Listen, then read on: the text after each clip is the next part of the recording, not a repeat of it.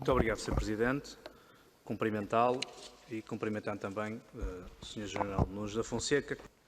Começava também por parabenizar o Exército por todo o trabalho que tem feito até aqui, fazendo minhas as palavras do deputado que me antecedeu, mas gostaria de particularizar em algumas das tarefas que o Exército tem desempenhado e que me parecem essenciais e que dão força, no fundo, também àquilo que o PSD tem vindo a dizer, que é preciso dar força às Forças Armadas e colocá-las no terreno.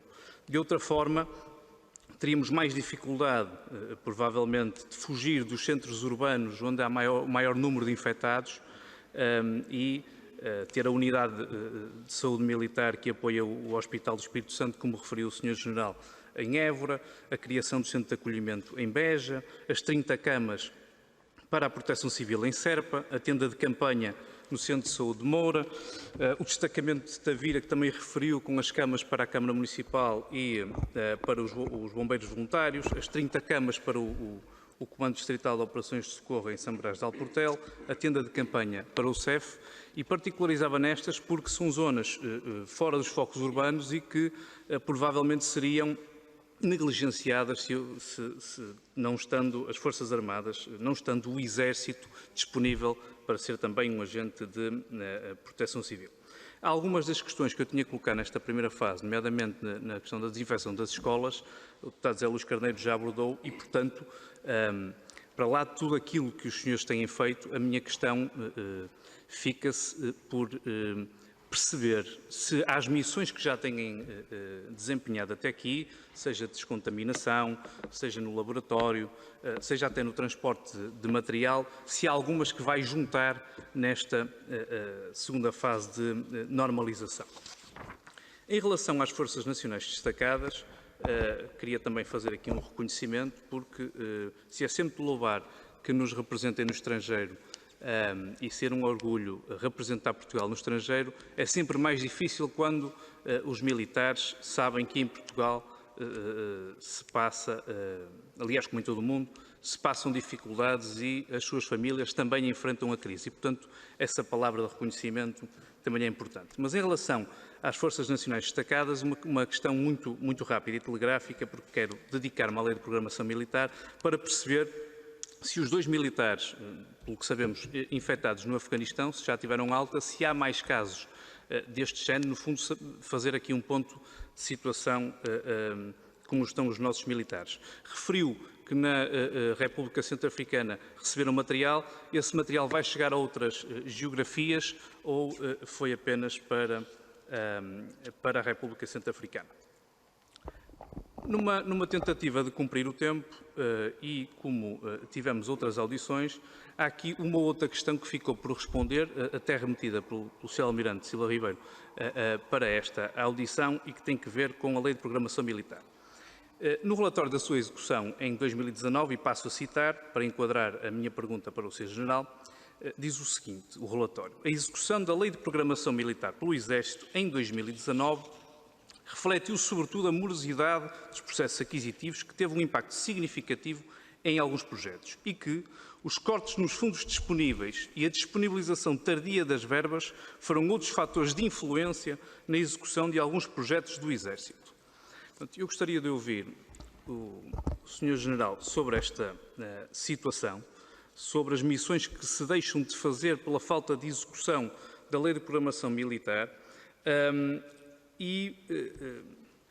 por mais que estejamos contentes, ou que o Sr. General ou o Exército possa estar contente com o orçamento, se ele nunca é executado, ou se ele não for executado, não adianta ter um bom orçamento. E perguntar-lhe se isto também, embora não seja aqui permitido, se não é um tipo de cativação.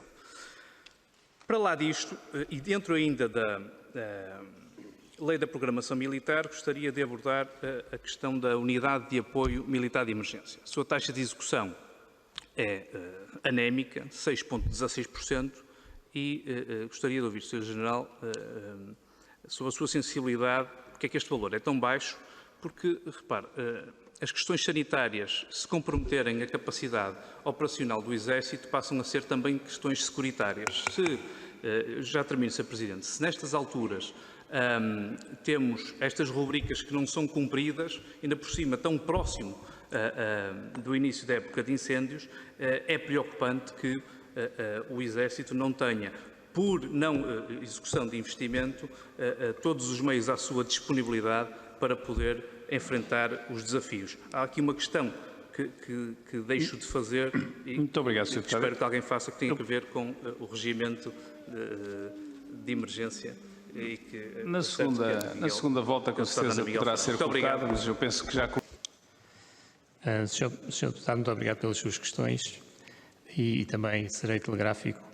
Relativamente às missões nas escolas ou tarefas nas escolas, como fui dizendo, a sensibilização para a desinfecção e para as boas práticas nas escolas estamos a fazê-las e avizinha-se uma nova missão, estamos em planeamento, que é a distribuição de equipamentos de proteção individual e gel desinfetante a todas as escolas, não só do ensino secundário, mas eventualmente a outras. E aí, nessa missão, nós propugnamos que sejam as equipas que já conhecem as direções, já participaram nestas ações de sensibilização, a fazerem a própria distribuição. Esse planeamento está a ser feito, momentaneamente, ainda não recebemos essa missão, mas antevemos que ela venha a ser cumprida pelas Forças Armadas e pelo Exército em particular. Quanto às Forças Nacionais destacadas, apenas 2 militares estão infectados no Afeganistão, estão há cerca de 15 dias infectados.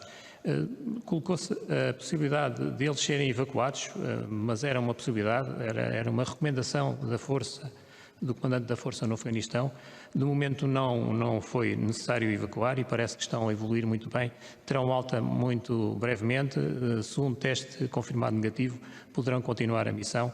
É esta a preocupação que nós temos, estamos a segui-los efetivamente todos os dias. Material para as Forças Nacionais destacadas foi distribuído para todos os teatros. A regra geral, para cada teatro, cerca de 40 mil máscaras e 15 mil pares de luvas e, portanto, consideramos que para o conjunto dos meses que se avizinham é suficiente para os efetivos que estão presentes nestes teatros. Lei de Programação Militar.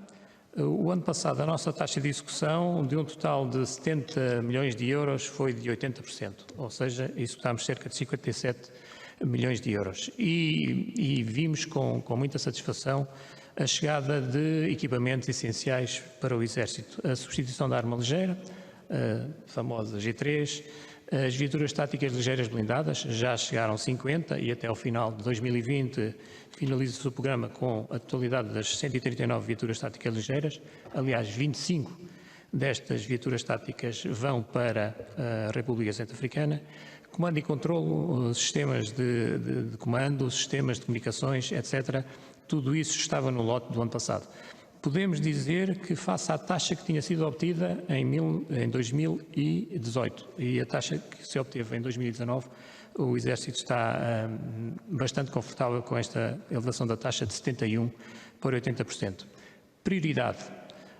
Os equipamentos que o Exército recebe ao abrigo da Lei de Programação Militar essencialmente são vocacionados para o empenhamento das Forças Nacionais destacadas. Daí que não hesitamos em que estas, do lote de 50 viaturas URO, novas, táticas ligeiras blindadas, 25 estão preparadas para no dia 16 de maio, de 16 a 19 de maio, partirem em 5 voos para a República Centro-Africana.